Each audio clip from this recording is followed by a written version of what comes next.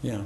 Well, the strengths of MiFID II are the fact that it addresses a number of issues in a very conscious manner, particularly on things like high-frequency trading, where the issue is addressed in a very clear manner. On things like agricultural and commodity derivatives speculation, where the issue is also addressed. It has the merit of bringing up the issue of dark trading versus lit trading, and this is a very, very big issue in our view, because the question behind is whether we want markets to be meaningful places where transactions happen, or if we're comfortable with transactions happening in the dark, and that perhaps is something we'll come back to later, but which is in our view indispensable. Yes, well that's a nice overview. Dr. Swinburne?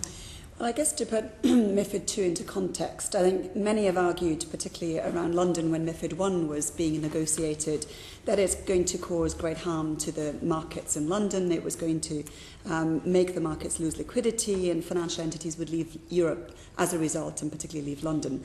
And of course, the opposite was true. The findings of the City of London Corporation have been that actually of all the jurisdictions within the EU, London has been the major beneficiary of MiFID I. When the MTFs were formed, over half of the 138 new MTFs are actually based in London. And so we have actually seen that the City of London has actually benefited not only from, obviously, the number of jobs that have been created in London because of this, but also the tax revenues that come with them, and the lowering overall of the transaction costs for investors, which the wider access to all these different venues and to other EU markets has obviously brought huge benefits to it. So we've got to look at MiFID II in that context, I think. So it's not all a bad threat to the City of London and to the markets as a whole. And I think what we need to do here is actually bear in mind that we have an opportunity of making things better and making things more efficient. And for me, it's all about looking for the investor and whether or not this actually meets the needs of the investors this time round. And some things didn't quite get it right in MiFID I, and I think it's an opportunity. Some of the dark versus lit discussion plays into that. But we are at the stage now where we've actually got the Parliament deliberating midway through the MiFID debate. So the rapporteur produced his report with his amendments. The Parliament themselves submitted their amendments on the 10th of May. And it's such a big dossier, you shouldn't be surprised to learn there are 2,145 amendments being submitted by the parliamentarians. I have to say, I only submitted 197 of them. So it's one of those issues that the amendments that I have put in centred on some key themes, in particular pre-trade and post-trade transparency regimes for the non-equity space. I've also looked very carefully at the existing market structure for equities and try and put some suggestions as to how things could be improved. Third country provisions still are not covered adequately, so there's a lot of amendments on that. I'm sure we'll cover that. Investor protection, I've taken a fairly strong, very UK-centric line on some of my amendments on investor protection. And high frequency and algorithmic trading, I couldn't let it pass without at least having an attempt at making what was in there a little better and more workable. But I do think the Commission's document actually was a good starting off point for the deliberations we're having. It was a strong document compared to some I've had to work on in the last couple of years. We feel that this was a strong document to begin with. I have to say, partly because it agreed with the Swinburne report that I was the rapporteur on a couple of years earlier, so I'm a little biased maybe. But it had things that were in the report I authored as a pre-MiFID report, such as that all entities should come under direct supervision if there were major players in the market, particularly with direct market access. It brings an end to unfiltered sponsored access. It brings coordinated circuit breakers and brings about certain risk management tools for venues that are not there at the moment. So there's a lot of things in there, particularly with regard to quality of data and things that will improve things for investors, that I really do thoroughly approve of. So the strengths of MiFID II as they stand are obviously what I've just mentioned, but also the strong access requirements. They really do show that the Commission is committed to a competitive trading environment going forwards. They're not moving back. They're still committed to that improved competition. They've introduced a new category of OTF, which I think, given the US deliberations on the swaps execution facility, was at least necessary for certain different types of trading and certain different asset classes. And commodity derivatives, I think where they've gone is totally in line with where the G20 and the IOSCO task force have come out, and therefore I think they've got that as a strength to play on.